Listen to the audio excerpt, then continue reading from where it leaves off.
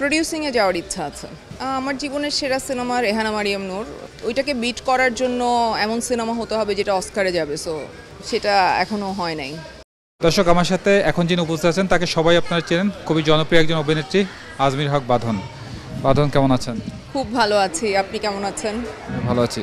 বাঁধন, আপনার যেহেতু লাক্স একটা বড় একটা প্ল্যাটফর্ম, সেখান থেকে আপনার জার্নিটা শুরু, তারপর থেকে আপনার আর পিছনে ফিরে তাকাতে হয়নি, অনেক কাজ করেছেন, ছোট পর্দা বড় পর্দা, অনেক জায়গায় আপনাকে দেখেছি। সব কিছু মিলিয়ে কেরিয়ারে কখনো কোনো আপসেটের জায়গা তৈরি হয়েছে যে না এইটা হয়নি কেন, বা এটা হওয়ার দরকার ছিল? না, একদমই না। যা যা কিছু হয়েছে সব আমার ভালোর জন্য হয়েছে।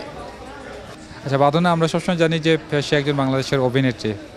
অভিনেত্রীর বাইরে বাঁধন আসলে পরিবারের ক্ষেত্রে কেমন, মানে তার যদি জীবন সংসার সব কিছু মিলে আমি বলি, সেক্ষেত্রে আসলে বাঁধন কেমন?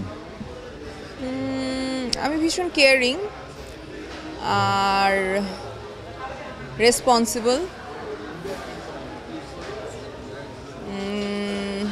এই তো, রেসপন্সিবল আর কেয়ারিং। বাঁধন কি মানুষে অনেকে যখন একসাথে থাকে মানুষ হাসাতে পারে, মানে অনেকে বলে যে বাঁধনকে দেখে আমরা মনে হয় যে বাঁধন খুব মুডি, আসলে কি বাঁধন মুডি? আমাকে দেখে সবাই মনে করে এখন একটা থাপ্পড় লাগাবো। আপনি তো ভালোভাবে বললেন, বাট সবাই মনে করে যে আমি এখন একটা থাপ্পড় লাগাবো। ব্যাপারটা এরকম না। যারা আমাকে খুব কাছ থেকে চেনে তারা জানে আমি একদমই এরকম না। কিন্তু হ্যাঁ, ডেফিনেটলি আমার একটা বাইরের খোলস আছে, যেইটা ভীষণ কঠিন, কনক্রিটের। তো সেইটা ভেদ করতে সবাই পারে না। ওইটার বাইরের বাঁধন একরকম আর ওইটার ভেতরের বাঁধন আরেক রকম।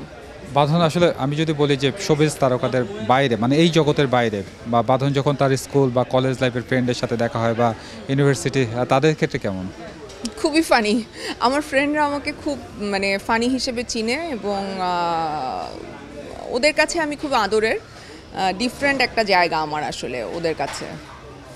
বাঁধন, একটু রান্নাবান্না নিয়ে আমার একটু প্রশ্ন আছে, যে যেহেতু তারকাদের রান্না নিয়ে অনেকেই প্রশ্ন করেন যে তারা সারাক্ষণ সবই যে লাইট ক্যামেরা অ্যাকশনে থাকে, তারা কি রান্নাবান্না করতে পারে কিনা, অনেকের হয়তো এই ধরনের ধারণা আছে দর্শকদের মধ্যে। আসলে বাঁধন কেমন? রান্না পারাটা একটা নর্মাল লাইফ স্কিল, মানে এটা ছেলে মেয়ে সবার পারা উচিত। আমি যতটুকু বেঁচে থাকার জন্য রান্না পারতে হয় সেটা আমি পারি, কিন্তু আমি করি না, যেহেতু আমি আমার মা বাবার সাথে থাকি। আমার মা রান্না করে, আমি খাই। কিন্তু বেঁচে থাকার জন্য যতটুকু রান্না জানা প্রয়োজন আমিও জানি, আমার মেয়েও এখন শিখে ফেলেছে। সো মানে এটা একটা লাইফ স্কিল, এটা ছেলে মেয়ে সবার জানা উচিত।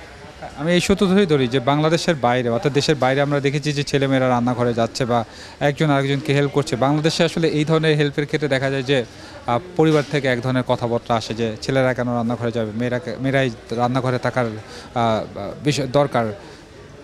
এই বিষয়ে আপনার কিছু বলার আছে কি না? এটা আমাদের সামাজিক স্ট্রাকচার, এখান থেকে তো আমাদের বের হতে হবে। আমাদের সমাজ ব্যবস্থাটাই এরকম অদ্ভুত, কিন্তু আস্তে আস্তে পরিবর্তন হচ্ছে, আরও হবে। আর বাসার কাজ করাও নর্মাল লাইফ স্কিল, সেটা ছেলে মেয়ে উভয়েরই করতে হবে, উভয়েরই জানতে হবে। শুধু মেয়েরা জানবে বা শুধু ছেলেরা জানবে এরকম না, বা একজন করবে এরকম না। সো দুইজনের মিলেই আসলে একটা সংসার করতে হয়। বা ভাই বোনের ক্ষেত্রেও ভাইও কাজ করবে, বোনও কাজ করবে, সেম। সো এই জিনিসগুলো মাথায় আসলে আস্তে আস্তে নিতে হবে। যেহেতু সংসার জীবন নিয়ে কথা হচ্ছিল, কারণ এখনকার জেনারেশনও আপনাদের কাছ থেকে হয়তো অনেক মেসেজ নিচ্ছে যে আসলে সবই যে তারকাদের ডিভোর্স হলে সেটা নিয়েও যেমন আলোচনা হয়, বা কোনো একটা কাপল যদি টিকে যায় অনেক বছর, তারা এখনও টিকে আছে, সেটা নিয়েও তাদের সাধুবাদ জানায়। তো যেহেতু আপনাদের দিকে ফোকাস থাকে, আমার একটু জানা ইচ্ছে যে একজন পরিবারের ক্ষেত্রে, অর্থাৎ ছেলে এবং মেয়ের ক্ষেত্রে যারা বিবাহিত হয়েছে, তাদের ক্ষেত্রে আসলে কোন বিষয়টা খুবই জরুরি, অর্থাৎ তাদের এই সংসার টিকিয়ে রাখার জন্য? আমি জানি না, আমার 2টা ডিভোর্স হয়েছে, সো আমি সংসারের ব্যাপারে কাউকে কোনো উপদেশ দিতে পারবো না।